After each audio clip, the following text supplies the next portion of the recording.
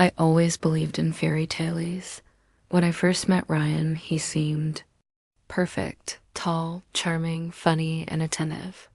Every text he sent felt like it was written just for me. Every date was magical sunsets, late night walks, laughter that seemed endless. Friends often said, "He's too good to be true." But I ignored the warning. Love, I thought, always outweighs doubt. The first year of our relationship was bliss.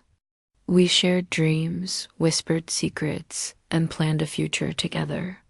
Ryan even moved in after 6 months, something I'd always imagined, but never thought I'd actually experience. Cue suspense music and visuals of shadows or rainy windows, but small things started to shift. Little inconsistencies in his stories. Late night phone calls he brushed off. A smile that seemed a little too secretive when he texted. I told myself it was paranoia, love clouding my judgment. Then came the first hint. I was sitting on the couch, scrolling through my phone when I saw a message notification from Ryan on a phone I didn't know existed. Unknown number. Can't wait to see you tonight. At first, I froze. My hands trembled. I wanted to believe it was a mistake, a spam message, maybe, but a sinking feeling in my chest whispered the truth I didn't want to admit. I tried to rationalize it. Maybe it's a friend, a joke, but the number wasn't saved. And the heart emoji, it wasn't something he would send me. I didn't confront him that night. I just stared at the message, my mind spinning. That was the night the fairy tale started to crumble, and a new, terrifying story began, one I wasn't prepared for. Asterisk, I couldn't sleep that night. My mind kept replaying the message over and over. I told myself not to jump to conclusions, but a small, nagging voice in the back of my mind refused to be silenced. The next morning, I acted normal. I smiled, asked about his plans, but I noticed a subtle tension in him, like he was expecting me to confront him. I felt a pang of unease. Over the next few days, I started noticing more signs. He would step out to run errands late at night. Phone calls he whispered into, quickly covering the screen whenever I walked in. Little changes in his routine that seemed innocent at first, but together they painted a picture I was scared to see. I began checking his messages. Not out of malice, but because the truth was clawing at me, demanding to be revealed. I found vague texts, deleted messages, numbers I didn't recognize. My heart ached, but part of me still hoped it was nothing. Then came the day I discovered the picture, a simple image, yet it broke me completely. A photo of him, my Ryan, with a woman I didn't know. A smile, a hug, a closeness that made my stomach twist into knots. I held my phone like it might slip from my hands. Like if I dropped it, maybe the truth would disappear. But it didn't. The evidence was real. And my fairy tale was over. I didn't know what to do. Confront him? Leave him? Pretend I never saw it? Every option terrified me, but I realized one thing: I couldn't ignore it. Not anymore. Asterisk, I couldn't stop thinking about that photo. It haunted me every time I closed my eyes. Every memory of Ryan, the laughter, the smiles, the promises, suddenly felt like a lie. I knew I couldn't ignore it any longer. I had to find out the truth, no matter how much it might hurt. The next few days, I watched him closely. I noted the little things I had ignored before. The way he would check his phone when I entered the room, the whispered conversations he seemed to hide, the sudden late-night errands that weren't part of his usual routine. I told myself to stay calm, to observe, but the tension in my chest grew heavier each day. I started searching for clues. Small, subtle details led to other discoveries. A receipt in the trash that didn't belong to anything we bought. A social media notification from an account he said he didn't use. Each little thing chipped away at the image of him I had believed in. One evening, while he was in the shower, I took a deep breath and opened his laptop. I knew I shouldn't, but I needed answers. His passwords were predictable, and soon I was inside a world I wasn't meant to see. Messages, hidden accounts, photos, conversations spanning months. Carefully deleted or hidden from me. I sank into the chair, trembling. How had I missed all this? How had someone I loved completely built a separate life without me noticing? Each message I read made my heart ache, but I couldn't stop. I needed to see everything to understand the full truth, and then I saw it. A message from her. A text I wasn't meant to see, looking forward to tonight. I froze. My stomach twisted into knots. The words were simple, but their meaning was devastating. There was no doubt now Ryan had been cheating. It wasn't just flirtation, it wasn't just harmless messages. This was real ongoing betrayal. I felt a rush of emotions, anger, disbelief, sorrow, and a strange sense of determination. I couldn't confront him yet. I had to be sure to gather all the pieces. I spent the next week tracing patterns, watching his routines, and cross-checking everything I could. Each small detail he thought I would never notice added to the puzzle dot by the end of the week. I realized I had more than enough evidence. I could finally see the full scope of what he had been hiding. The betrayal was massive, calculated, and deliberate. But despite the heartbreak, I felt a sense of strength. I knew that when I confronted him, I would have the truth on my side. I sat alone that night, staring out the window, thinking about what would come next. I knew one thing: I wasn't going to let this go quietly. I had uncovered his secret, and whatever happened next, my life would never be the same. Asterisk by now, I could no longer pretend. The pieces of Ryan's secret life were laid bare before me, each discovery more painful than the last.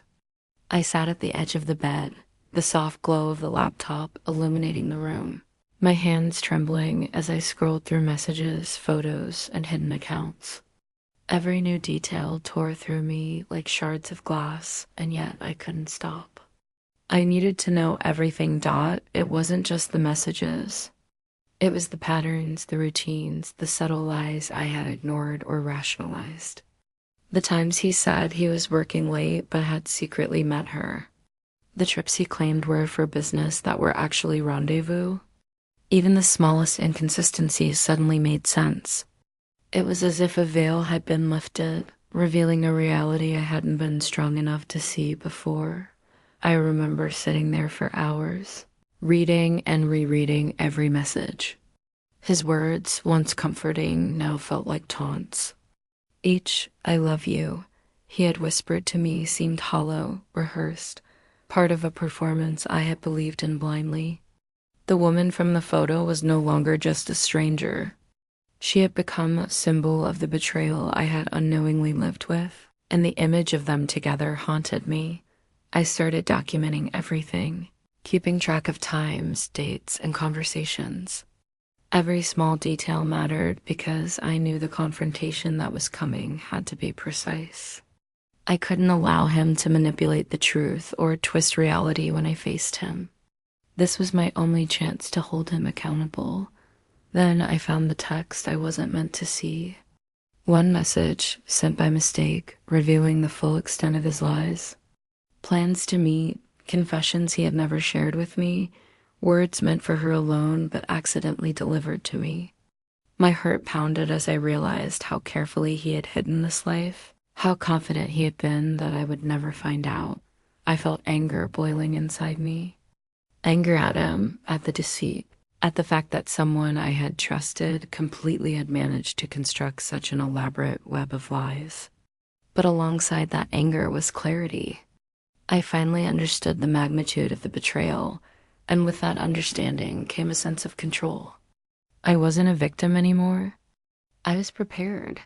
I spent the following days piecing together every interaction, every secret, every subtle hint that I had once dismissed. I watched his habits, noting when he checked his phone, when he left the apartment unexpectedly, when he tried to hide his screen from view.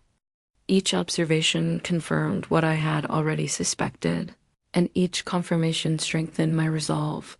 The hardest moments were the memories, the places we had been together, the conversations we had shared, the promises he had made. All of it was now tainted by the knowledge of his betrayal. Yet I couldn't allow myself to be consumed by heartbreak. I had to focus on the next steps, on the confrontation that was inevitable, and on protecting myself emotionally. One night, I stayed awake long after he had gone to sleep, reviewing everything once more.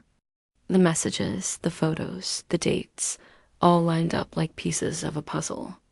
I realized that this wasn't just a fleeting mistake or a moment of weakness on his part. It was deliberate, ongoing, and calculated.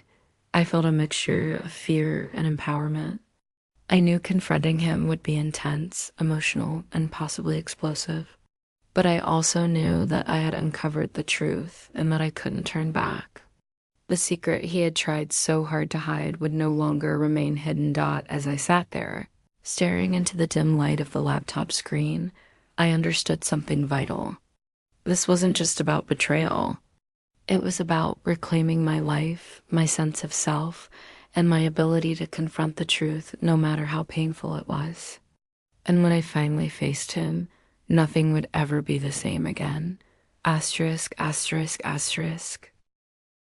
That night, I decided I couldn't hide what I knew any longer. The evidence was in front of me, undeniable and complete. Every message, every photo, every lie was now a piece of a puzzle I had finally finished. I had spent days preparing myself for this moment, running through every possible outcome, every word I might say, every reaction he might give. When Ryan walked through the door that evening, everything inside me wanted to scream, but I didn't. I stayed calm, quiet, steady.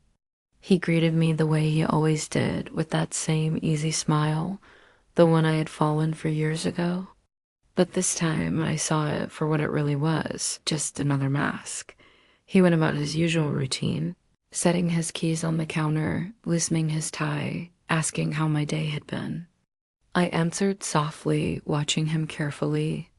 Every movement, every glance felt rehearsed, mechanical.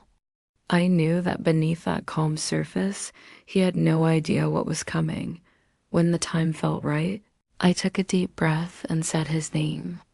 "Ryan, we need to talk." He looked up, surprised by my tone. "About what?" I held his gaze for a moment, then turned the laptop toward him.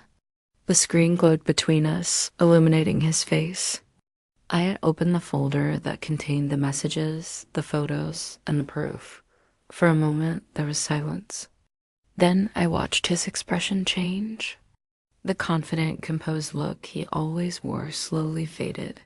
His eyes darted between the screen and me, searching for a way out, a lie to hide behind. "What is this?" he asked, his voice low but shaky. "You tell me," I said quietly. "You've been living two lives, haven't you?" He started to deny it at first, muttering excuses, half-truths, words that didn't fit together. But I had heard enough of his lies to recognize them immediately. "Stop," I said firmly. "Don't make it worse." The weight of my words hung heavy in the air. He ran a hand through his hair, pacing across the room, mumbling that it was complicated, that I didn't understand. But I did. I understood more than he realized. I had seen everything dot as he stumbled over his excuses. Something in me shifted. The pain was still there, but beneath it was a quiet strength. For so long, I had felt powerless, lost in confusion and heartbreak. But now, standing in front of him, I finally felt in control. "I trusted you," I said, my voice trembling but steady. "I built a life with you, and you lied over and over right to my face." He stopped pacing and looked at me, his eyes filled with guilt or maybe fear. "It didn't mean anything," he said weakly. I almost laughed, but the sound caught in my throat. "It didn't mean anything?" I repeated. "You lied to me for months. You looked me in the eyes every day, knowing what you were doing. How could that mean nothing?" He had no answer. The silence that followed was unbearable, thick with everything that could never be fixed. I could see it in his face, the realization that his secrets had finally destroyed everything.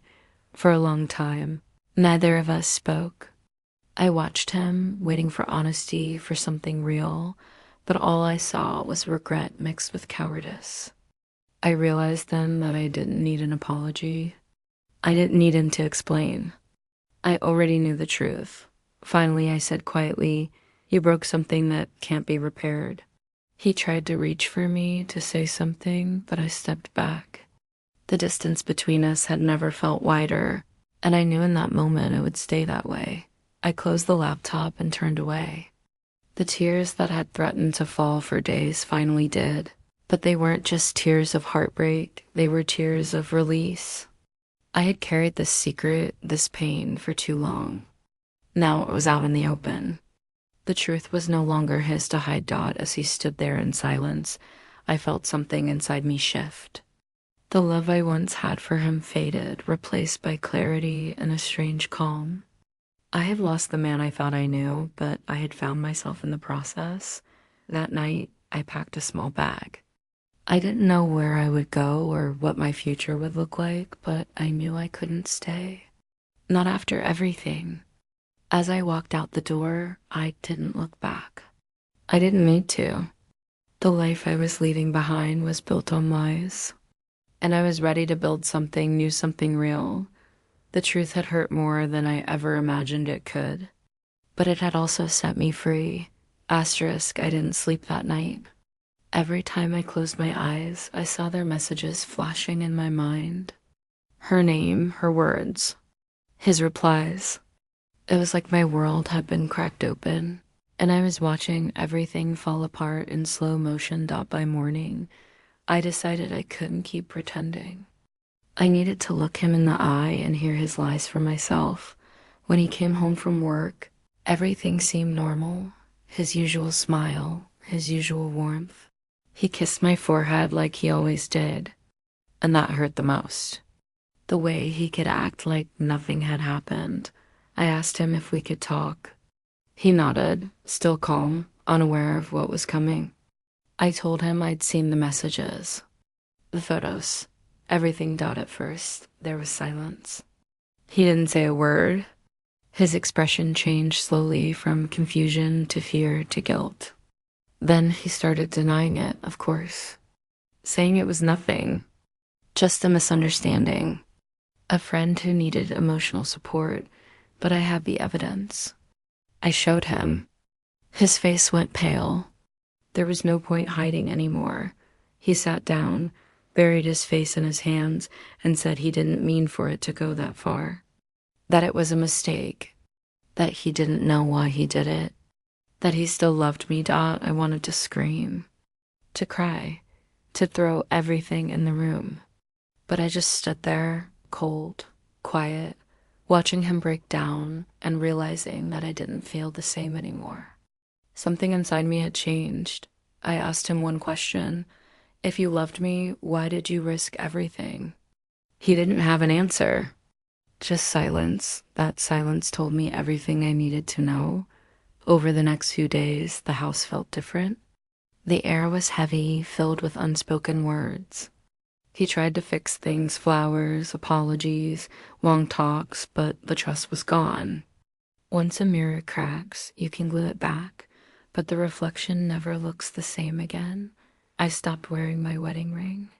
Not because I wanted to make a statement, but because every time I looked at it, I felt the weight of a promise that no longer meant anything.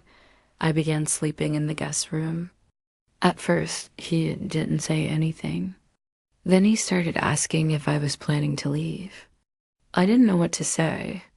I didn't even know what I wanted anymore, but deep inside I knew one thing. The woman I used to be, the one who trusted, who believed in forever, she was gone. And in her place was someone new. Someone who understood what betrayal really felt like, and that woman wasn't going to stay silent anymore. Asterisk days passed like shadows, long, heavy, and silent. I stopped counting them. Every morning felt the same. I'd wake up, make coffee, sit by the window, and stare at the world outside as if it belonged to someone else. He still tried in his own broken way, leaving notes, cooking dinner, pretending to fix what couldn't be repaired. But every gesture felt rehearsed, like lines from a play he no longer believed in. I could see the guilt in his eyes, but guilt wasn't love. Guilt was just fear of consequences. Sometimes at night, I'd hear him walking past my room, stopping for a moment, then leaving again. I could almost feel the words he wanted to say, hanging between us like invisible smoke. But I didn't want apologies anymore. I wanted truth. I wanted peace. One evening, I opened the laptop again. I went through our old photos, vacations, birthdays, small moments I had once cherished. Every smile felt like a lie now, every touch tainted by what I knew. I realized that I had built my entire world around someone who didn't protect it. So I began writing. Not to him, not to anyone else, just for myself. Every memory, every doubt, every wound I poured into words. It became my way of breathing again. My therapy, my escape. Through writing, I started to remember who I was before him, before the betrayal, before the tears. I wasn't just a wife who was cheated on. I was a woman with dreams, with purpose, with strength I had forgotten I had. A strange calm began to settle in. I didn't need revenge. I didn't need to prove anything. I only needed to find myself again. The next morning, I told him we needed to talk. He looked terrified, as if he already knew what was coming. I said, "I forgive you." He froze, but before he could say anything, I added, "Forgiving you doesn't mean I'll forget. It means I'm setting myself free." He nodded, tears in his eyes. Maybe for the first time, he truly understood the weight of what he'd done. I packed a few things that day. No shouting, no chaos. Just quiet. I told him I needed time away to think, to heal, to decide what came next. When I walked out of the house, I felt something I hadn't felt in months: lightness. The air was cold, but it felt like freedom. I didn't know where the road would lead, but for the first time in a long while, I wasn't afraid. I was finally taking back control of my life. Asterisk, asterisk, asterisk. It took me weeks to settle into my new routine. I found a small apartment on the edge of the city, a quiet place with cracked walls and sunlight that spilled through the curtains every morning. It wasn't perfect, but it was mine. For the first time in years, I could breathe without feeling watched or weighed down by guilt that wasn't mine to carry. The first few nights were hard. Silence had a way of reminding me of everything I'd lost. I missed the sound of footsteps in the hallway, the way he used to hum while making coffee, even the arguments. But I reminded myself that I didn't miss him. I missed the illusion of what I thought we had. I started small. I took morning walks in the park, watched the sunrise, and talked to strangers at the coffee shop nearby. One of them, a woman named Lila, became my first real friend in a long time. She was older, wise, and kind. She never asked for details, she just listened. And that was all I needed. I began working again, something I had given up after marriage. Freelance writing at first, then a few creative projects. Slowly, my words began to feel like me again. My voice came back, not trembling this time, but firm and alive. Each day, I grew stronger. I learned to cook for one, to fix light bulbs, to pay bills, to laugh at my own mistakes. I stopped checking his social media.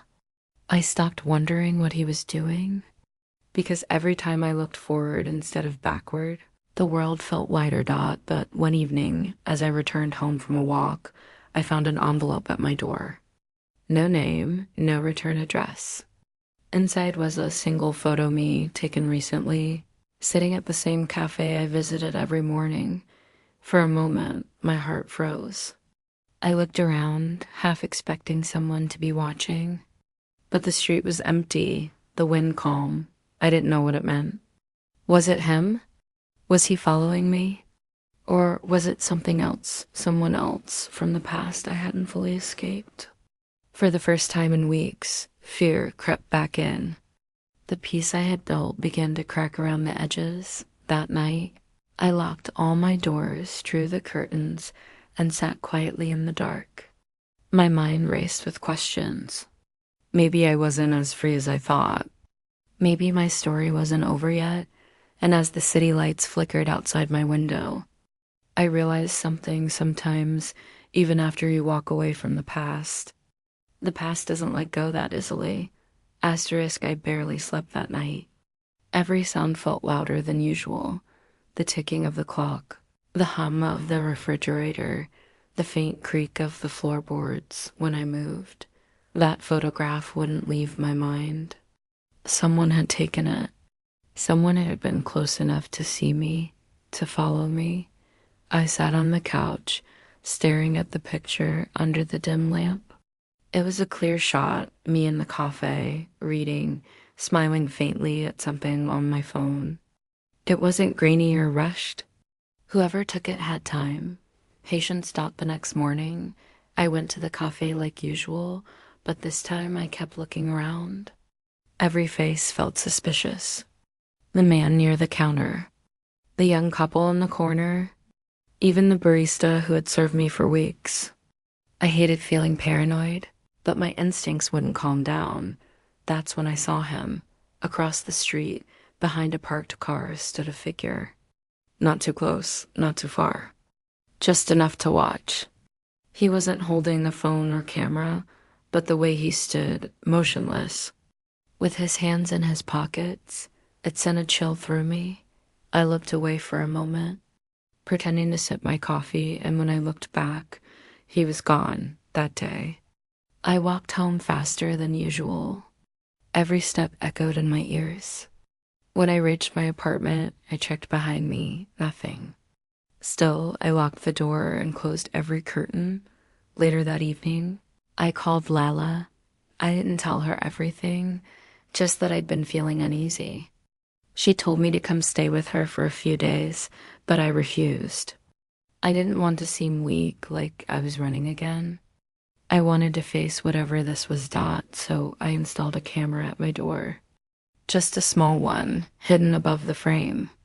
I thought maybe if I caught something, it would prove whether I was overthinking or not. 2 nights later, I got my answer, at 2:47 a.m. The motion alert went off. My phone buzzed. I opened the camera feed, half asleep, and froze. A man was standing right outside my door. Not knocking, just standing there. His face wasn't visible, only his outline under the hallway light. He stayed for almost a minute, then turned and walked away. I replayed that clip again and again until morning. The next day, I showed it to the building manager. He said he didn't recognize the man and that the security cameras in the hall weren't working properly that week. Of course, I started to feel trapped inside my own life again. I had just escaped one kind of fear, only to find another waiting for me. Then. A few days later, I received a message on my phone.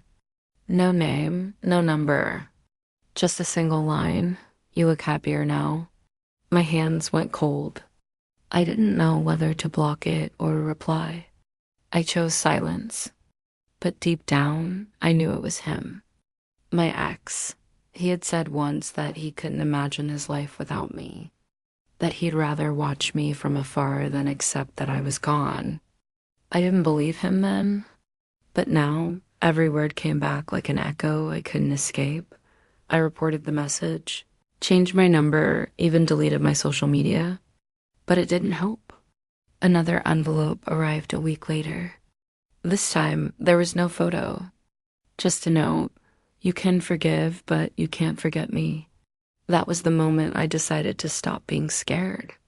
I went to the police, filed a report, showed them everything. They said they'd look into it, though I could tell by their tone that cases like this rarely got solved unless something worse happened. So I did something I never thought I'd do. I wrote about it publicly, not naming him, but sharing my story online. As part of a series about betrayal, healing, and obsession, the response was overwhelming. Thousands of women wrote back. Some had lived through the same fear, the same control, the same quiet threats. My story wasn't just mine anymore. It became a voice for others who couldn't speak, and that's when the messages stopped. Completely. No more photos. No more notes. No more watching. Just silence. Maybe he realized I wasn't the same person anymore. Maybe he finally saw that the woman he tried to break had rebuilt herself stronger than before. Still think about that night sometimes. The man outside my door, the shadows, the letters. But it doesn't scare me anymore, because in the end, that chapter didn't end with fear. It ended with freedom, and for the first time in a long time, I could finally say I wasn't his story anymore. I was my own months past. The seasons changed, and with them, so did I. The fear that had once lived inside me slowly began to fade, replaced by something stronger, peace. I still lived in that same small apartment, but it felt different now. The silence that once haunted me had become comforting. I'd learned to enjoy my own company. The quiet didn't scare me anymore. It healed me. Every morning, I brewed coffee and opened the window. I watched the street below, people rushing to work, laughter from children walking to school, vendors calling out their prices. Life kept moving, and I had finally caught up with it again. Sometimes I thought about the woman I used to be, the one who believed love meant sacrifice, the one who thought forgiveness required forgetting. She was gone now, but I didn't mourn her. I thanked her, because without her, I wouldn't have found the woman I became. I had started writing full-time. My little online page had grown, thousands of readers following each new post. I didn't write about pain anymore, not directly. I wrote about strength, about rediscovering yourself after everything breaks, about walking away without looking back. The words that once carried my grief had turned into my freedom. One afternoon, while responding to comments, I received an unexpected message. It was from Layla. She'd just read my latest post and wanted to tell me how proud she was. She said, "You turned your scars into sentences." That's something most people never learn to do. Her words stayed with me. That evening, I went out for a walk. The air was cool, the sky painted in orange and gold. I walked past the same cafe where I had been photographed months ago. It didn't feel eerie anymore. It felt like closure. I sat by the window, ordered coffee, and smiled, not at my phone, not at anyone, just at the quiet peace I had finally earned. Then, for the first time, I opened my notebook and began to write something new. A story not about betrayal, but about beginning again. A story where the main character wasn't broken or lost, she was free. And as I wrote those words, I realized that the ending I'd been searching for had already happened, because healing doesn't arrive all at once. It comes slowly, in the moments when you start choosing yourself, when you stop chasing closure and start building peace. When I finished that night, I closed the notebook and whispered to myself, "You made it." And I had. The woman who once felt invisible had finally found her voice. The heart that once broke had learned to love again, not someone else, but itself. And that, I realized, was the truest form of freedom. Asterisk, asterisk. It's strange how life moves on, quietly, almost without asking for permission. One morning, you wake up and realize that the things which once consumed you don't hold the same power anymore. The wounds have turned into marks, reminders of what you survived, not what you lost. I still live alone, and I still write. But my stories have changed. They're not about heartbreak anymore. They're about becoming, about growth, about how sometimes the worst endings lead to the most beautiful beginnings. Sometimes when I walk by the river, I think about him, not with anger, not even with sadness, but with a kind of distant gratitude.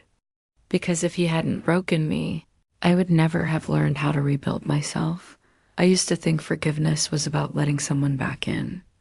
Now I know it's about letting yourself go, freeing your own heart from the chains of what was done to you. People still message me, asking how I managed to move on. The truth is, I didn't do it all at once. Healing wasn't a single moment. It was thousands of small choices, choosing peace over revenge, silence over arguments, hope over fear. I realized that love isn't about holding on tightly. It's about knowing when to let go gracefully. And maybe the real kind of love, the one that lasts, isn't found in someone else. It's found in yourself. In the calm after the storm last week, I visited my old neighborhood. I walked past the house where I used to live, the one that held all those memories. The curtains were different, the garden had changed, but it didn't hurt to look at it anymore. It just felt distant, like a story I once read long ago. I stood there for a few minutes, then turned away and walked on. I didn't need to say goodbye. I already had a long time ago, and as I walked down that familiar road, I realized something simple but powerful. I wasn't running from my past anymore. I was walking toward my future, a future where love wouldn't mean losing myself, a future where my peace mattered more than any promise, a future where I didn't need to be anyone's story because I was finally writing my own. And for the first time in years, I didn't just feel alive. I felt free. Asterisk, it had been nearly a year since I left that house, that life, that version of myself. I thought I closed every door behind me. That life has a way of testing how much peace you're really ready to protect. It started with an email. The subject line was simple: I'm sorry. For a second, I almost deleted it without opening. But something made me stop. It was from him. The words were gentle, remorseful, almost too careful. He said he had been through therapy, that he'd changed, that he finally understood the pain he had caused. He wrote that he wasn't expecting forgiveness, just a chance to apologize properly, face to face. For a long time, I stared at the screen. My heart didn't race this time, it just felt still. I didn't reply right away. I took a walk instead. I needed to hear my own thoughts without the noise of the past pulling at me. As I walked through the park, memories flooded back, the laughter, the nights we stayed up talking, the morning coffee routine. But right behind those moments came the lies, the secrets, the betrayal. It was strange how easily one could erase the other. That night, I sat by the window and wrote him a letter not to send, just to release everything I'd been holding in. I wrote about how deeply he had broken me, how I had cried until my heart felt hollow, how I had rebuilt myself piece by piece, without him, without his apologies. And when I finished, I realized something important. Closure doesn't come from the person who hurt you. It comes from the person you become after. Still, I decided to meet him, not because I wanted him back, but because I wanted to see if I could face him without fear.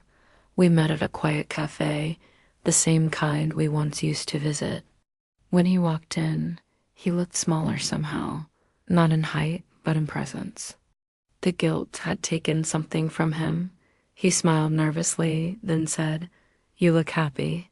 I nodded. "I am."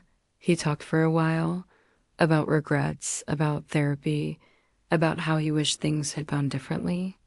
I listened quietly, but my heart didn't ache anymore. It was strange. The man I once thought I couldn't live without was now just another person sitting across from me. When he was done, I thanked him for apologizing.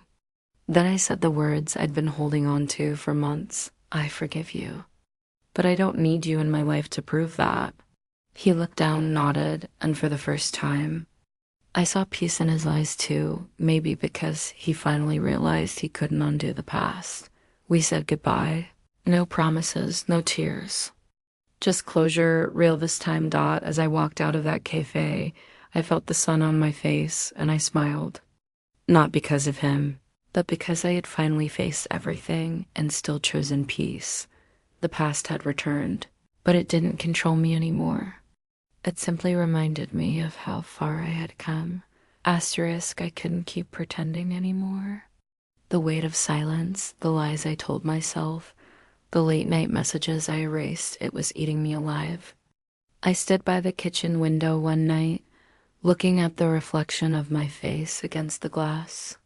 I didn't even recognize myself.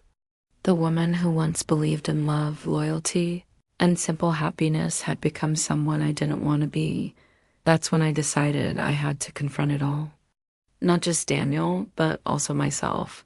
When he came home that night, his shirt half buttoned and the faint scent of another perfume trailing behind him, I didn't speak.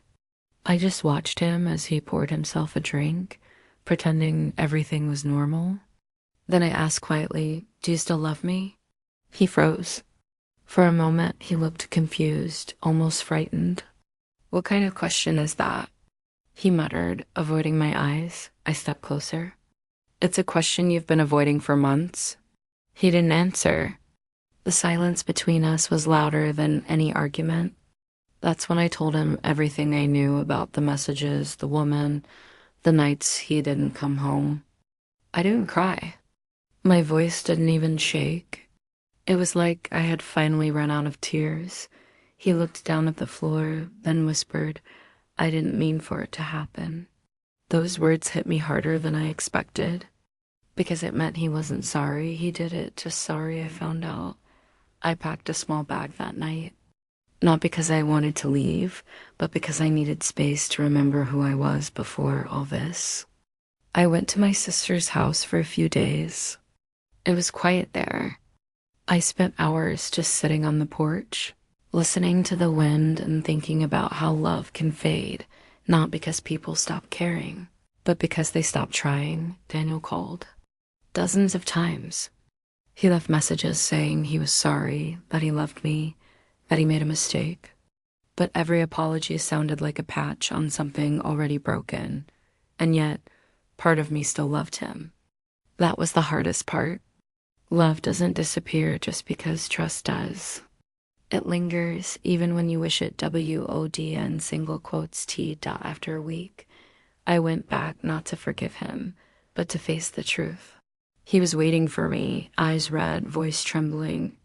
"Please, just give me a chance to make things right," he said. I looked at him, this man who had once been my whole world, and realized something. I didn't want revenge. I didn't even want answers anymore. I just wanted peace. So I told him, if we're going to fix this, it won't be because we go back to how things were. It'll be because we both decide to become different people. He nodded, tears falling quietly. Maybe he meant it. Maybe he didn't. But I knew one thing, no matter what happened next. I had already taken back my power. Because forgiveness, I learned, isn't about letting someone off the hook. It's about freeing yourself from the pain that holds you hostage. And as I stood there that night, the air thick with unspoken promises, I realized something else too sometimes. Healing isn't about saving the relationship. Sometimes it's about saving yourself. Asterisk, asterisk, asterisk. The morning after that conversation, the house felt heavy but calm. Daniel was already awake, sitting at the table with 2 cups of coffee, mine untouched, steam curling into the quiet air. We didn't speak for a long time. It was strange, sitting across from someone you used to know so completely, and realizing you were now strangers trying to remember how to be familiar again. He finally said, "I'll do whatever it takes. Therapy, honesty, anything. I can't lose you." His voice sounded sincere, and for the first time in months, he looked me directly in the eyes. There was guilt there, but also fear. I realized that he wasn't just afraid of losing me, he was afraid of facing what he had done. We agreed to go to counseling. The first few sessions were brutal.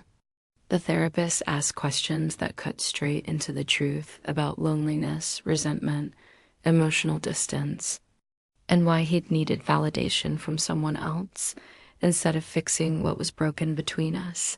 I sat there, listening to him explain how he didn't feel seen anymore, how he thought I was too busy, too cold, too focused on keeping everything perfect.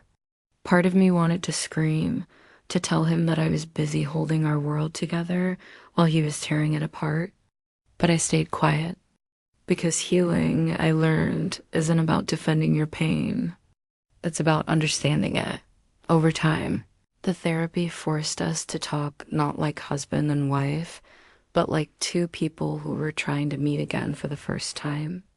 I told him what it felt like to lose sleep every night, to feel not good enough, to question every word, every silence. I told him how betrayal doesn't just break your heart, it rewires it. He cried. Not loud, not dramatic. Just quiet, exhausted tears that spoke of regret. And that was when I knew something had shifted. Not everything, but something small and real. Months passed. The tension started to fade. We began cooking together again, walking in the evenings, talking without needing to hide behind small talk. There were still bad days, moments when a song or a scent brought back the ache, but slowly, I started to breathe again. I didn't forgive him overnight. Forgiveness isn't a single decision, it's 1,000 tiny ones you make every day when the past tries to pull you back. Sometimes I look at him across the room and remember the way I used to feel when we first met, before the lies, before the doubt. And sometimes, for a second, I'd feel it again. But this time, it wasn't blind love. It was cautious hope. One evening, as we sat outside watching the sunset, he reached over and took my hand. "Thank you for not giving up on me," he said softly. I looked at him and said, "I didn't do this for you. I did it for me, because I didn't want my story to end in bitterness." He nodded, and we sat there quietly, watching the light fade. The truth is, some wounds never fully close. They just stop bleeding. You carry the scar as a reminder not of what broke you, but of what you survived. And for the first time in a long while, I realized that maybe, just maybe, love isn't about perfection. It's about the courage to stay when everything inside you wants to run, and the wisdom to walk away when staying means losing yourself. That night, as I lay beside him, I didn't feel like a victim anymore. I felt like a woman who had faced the storm and come out standing, and whether our story lasted or not, I knew this, my voice, my strength, and my peace were mine again. Asterisk, it had been nearly a year since the day everything fell apart. The seasons had shifted, and so had I. The house no longer echoed with anger or silence. It carried the sound of two people trying to rebuild what they had nearly destroyed. But sometimes, rebuilding isn't about putting the same pieces back together. It's about realizing which ones no longer fit. I had forgiven Daniel, or at least I thought I had. But forgiveness doesn't mean forgetting. There were still nights I woke up and stared at the ceiling, wondering if I had made the right choice by staying. One afternoon, I went for a walk alone. The sky was clear, the air cool. I ended up at the small cafe where I used to write before life got so complicated. Sitting there with my coffee, I opened my journal, something I hadn't done in months, and started writing again. Not about pain, not about him, but about me. For the first time, my words weren't filled with questions or blame.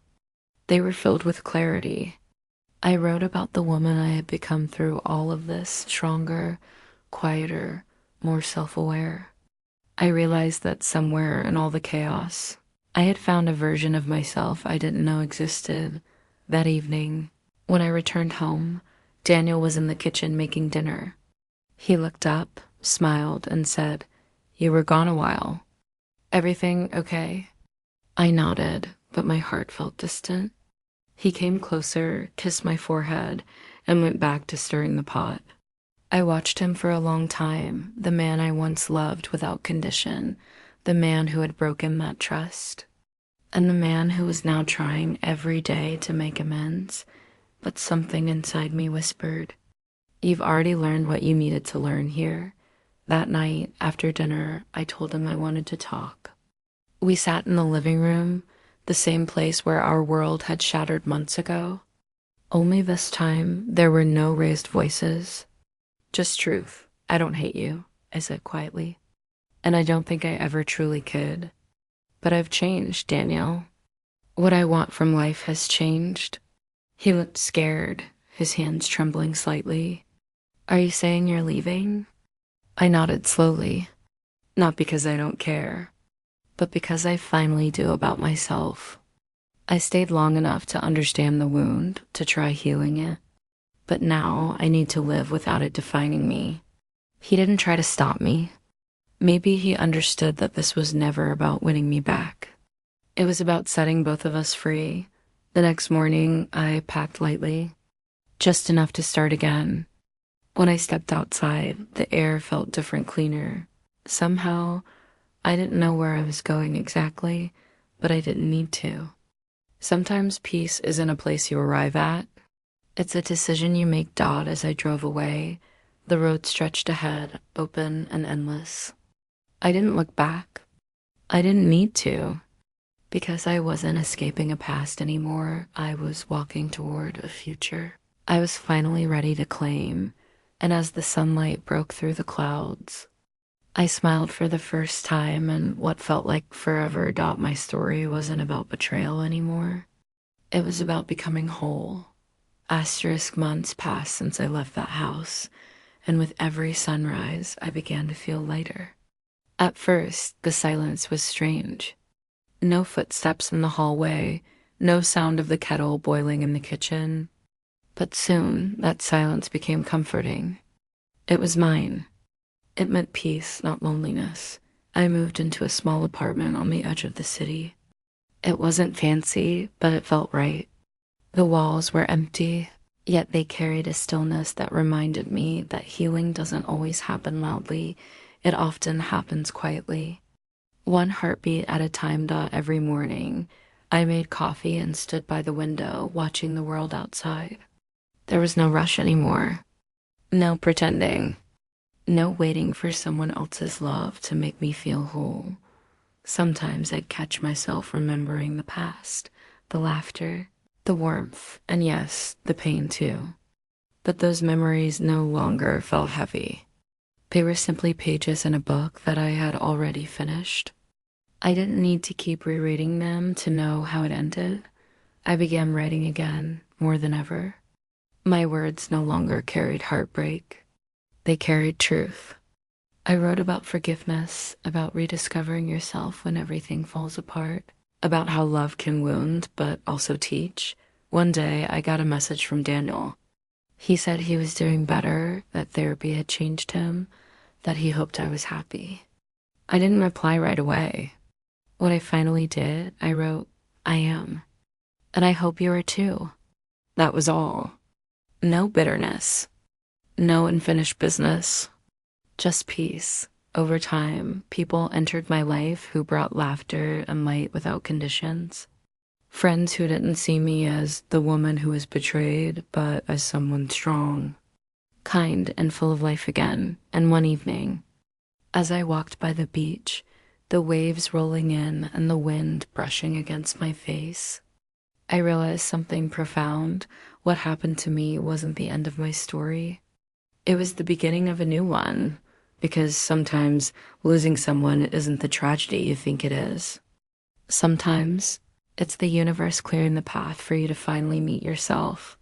I had once thought that love meant staying no matter what, but now I understood that true love begins with yourself, with the courage to walk away from what hurts, and the strength to believe that you deserve more. I smiled at the horizon that night, the sky glowing orange and pink, and whispered softly to myself, "You made it." Not as a victim, not as someone broken, but as someone free, and that was the real ending. Or maybe the real beginning. A year later, the rhythm of my life wasn't recognizable compared to what it once was. There were no longer sleepless nights or the endless replaying of what ifs. The scars were still there, but they had softened, like old ink fading on paper. I had built something new, something that felt real because it was built by me. For me, my days began slowly. I'd open the window, breathe in the air, and let sunlight pour across the floorboards. The apartment was small, but it was filled with life plants I had somehow managed to keep alive. Books scattered everywhere, and notes from friends stuck on the fridge. It felt warm. I'd started working remotely as a content writer for a wellness magazine. Every story I wrote seemed to carry a piece of my journey, disguised between the lines, stories about growth, letting go, forgiveness, and new beginnings. Readers connected to them, and I began receiving messages from people all over the world who said my words helped them through their own pain. Sometimes I'd smile and think about how strange life is, how something that once felt like the end of everything could become the reason someone else finds their strength. One quiet Sunday afternoon, I decided to visit the park near my apartment. The air was fresh, the skylight blue. As I sat on a bench watching children play and couples walk hand in hand, a man sat down beside me. He had a gentle face, calm eyes, and a quiet smile. We talked about simple things, weather, the city, books. Nothing deep, nothing heavy. But there was something peaceful about it. No expectations. No rush. Just two people sharing a moment. When I got home, I realized I didn't feel the old fear anymore. The fear of trusting again, of being hurt, of losing myself. I was no longer defined by what happened. I was defined by how I rose after it. That night, I stood at the window, watching the city lights flicker below. I thought about Daniel not with anger or regret, but with understanding. Some people come into our lives to love us. Others come to teach us. He had done both, and for that, I was grateful. I poured myself a glass of tea, sat on the couch, and began to write again. Only this time, I wasn't writing to heal. I was writing to celebrate, to remind myself and anyone who might one day read my words that you can lose everything you thought you needed and still be whole. Because the truth is, strength isn't loud. It doesn't always roar. Sometimes it's just the quiet choice to wake up, smile, and try again. As I finished the last line, I looked around at my little world, the flicker of a candle on the table, the hum of the city outside, and whispered, I'm okay. And I was finally. Asterisk it started quietly without a plan or big announcement. One evening, after finishing another article for the wellness magazine, I sat at my desk staring at the blinking cursor.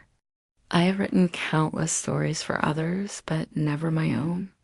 For a long time, I was too afraid of reliving it all. But now, it felt different. I opened a new document and wrote the first line. This is the story of how I lost everything and found myself instead. The words poured out effortlessly. I didn't try to make them perfect. I just let them flow, raw and real. Every sentence felt like an exhale I had been holding in for years. After finishing, I read it aloud.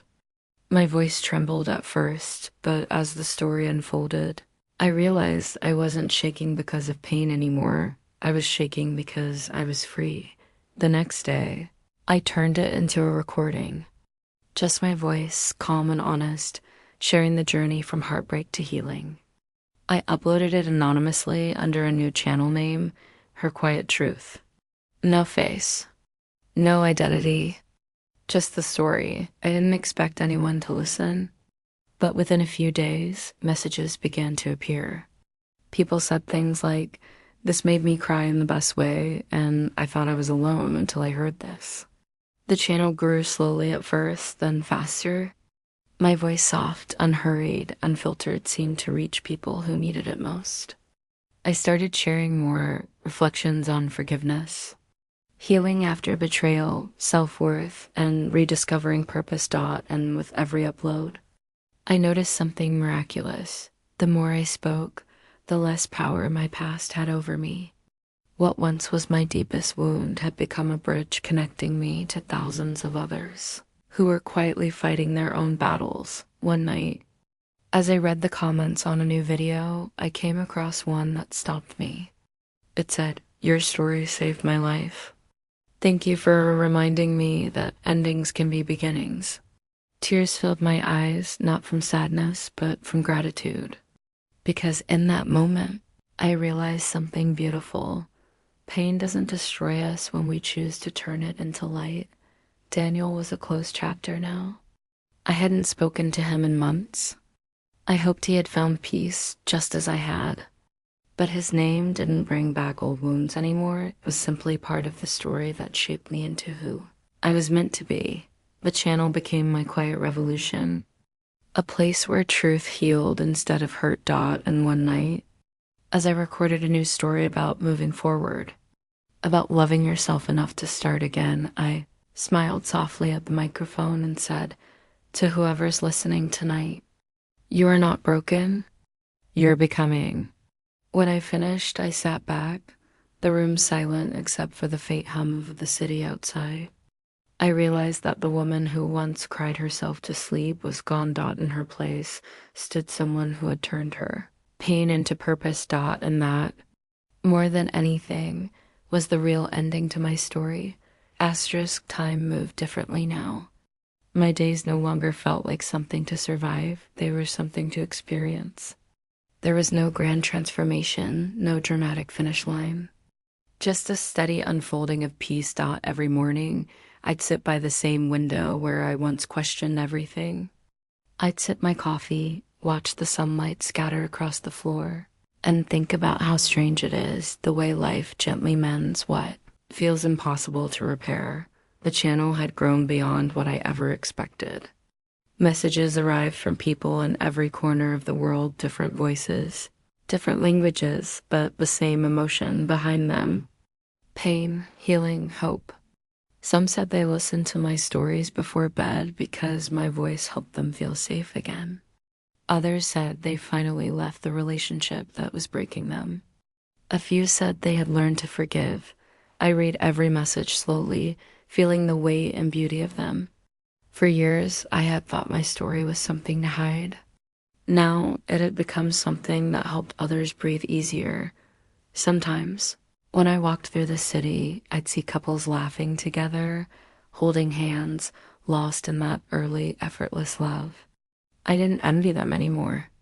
I just smiled, because I knew love like that once, and I also knew love that broke me apart. But now, I understood the most important kind of love, the one I had built with myself. Healing hadn't made me perfect. It had made me real. It had taught me to sit with loneliness, to embrace silence, to choose honesty even when it hurt. And it taught me something else, that endings don't mean failure. They're simply the universe whispering, there's more waiting for you. One evening, as I recorded another story for the channel, I paused midway through and looked out the window.